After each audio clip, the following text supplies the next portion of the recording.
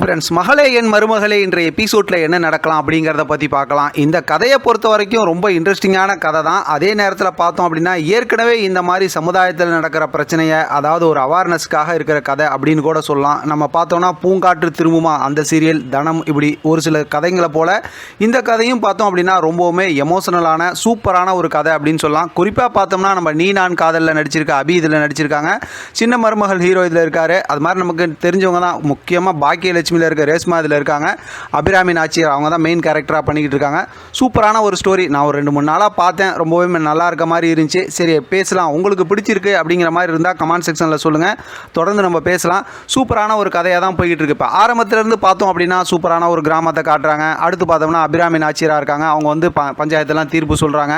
இதை வந்து இதே நேரத்தில் அதே ஊரில் பார்த்தோம்னா அதாவது சாதாரண குடும்பத்தில், அதாவது ஏழ்மையான குடும்பத்தில் இருக்கிறவங்க தான் துளசி. அவங்க பார்த்தோம் அப்படின்னா அவங்களோட தைரியம், அவங்களோட அந்த பேச்சு இதெல்லாம் தொடர்ந்து ஒரு சில சந்தர்ப்பத்தில் கோஇன்சிடென்ட்டாக பார்த்தோம்னா அபிராமி நாச்சியார் பார்த்துட்டு இருக்காங்க. அபிராமி நாச்சியாருக்கு பின்னாடி நிறைய ஸ்டோரி இருக்குது. ஏன்னா அவங்க ஒரு பெரிய ஃபேமிலி. அது சம்மந்தமாக நம்ம அப்புறம் பேசலாம்னு வச்சிங்கன்னா, அங்கே பார்த்தோம் அப்படின்னா சூடாமணி அவங்களாம் வந்து அவங்க 2 பேர் இருக்காங்கல்ல, அந்த மாதிரி ஒரு கேரக்டர். இப்போ வரைக்கும் ஒரு நடந்துகிட்டு இருக்கிறது என்னன்னா, இப்போ துளசி அப்படிங்கிற அந்த கேரக்டரில் நம்ம அபி இருக்காங்கல்ல, அவங்கள பார்க்குற முத்து, அவங்க தான் அபிராமி நாச்சியார் அவங்களோட பையன்.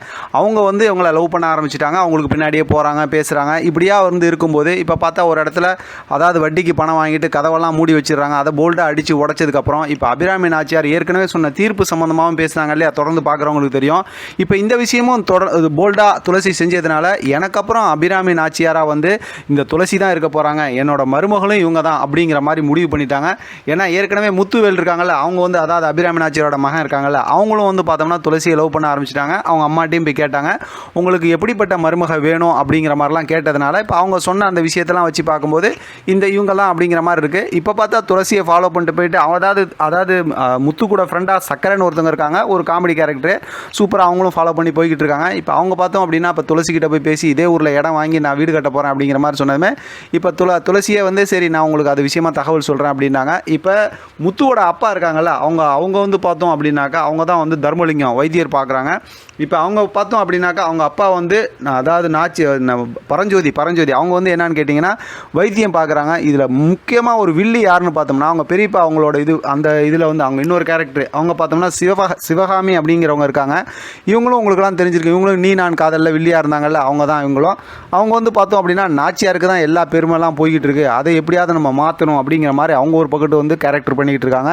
சூப்பராகவே ஸ்டோரி போயிட்டுருக்கு. இன்றைக்கான ஸ்டோரியை பொறுத்த வரைக்கும் இப்போ வந்து அவங்க வைத்தியம் பார்த்துட்டு போனதுக்கப்புறம் அந்த மாதிரி பேசுகிறாங்க. காசு கொடுத்து அவமானப்படுத்தலான்னு பார்த்தாங்க, ஆனால் அவங்க காசெல்லாம் வேணான்னு சொல்லிட்டு கிளம்பிட்டாங்க.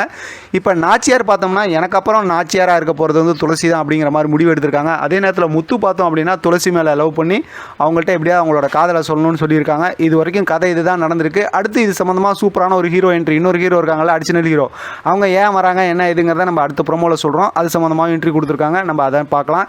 இதை பற்றின உங்களோட கருத்து கமெண்ட் பாக்ஸில் தெரியப்படுத்துங்க. தொடர்ந்து ஆதரவு கொடுங்க. தேங்க்யூ ஃப்ரெண்ட், தேங்க்ஸ் ஃபார் வாட்சிங்.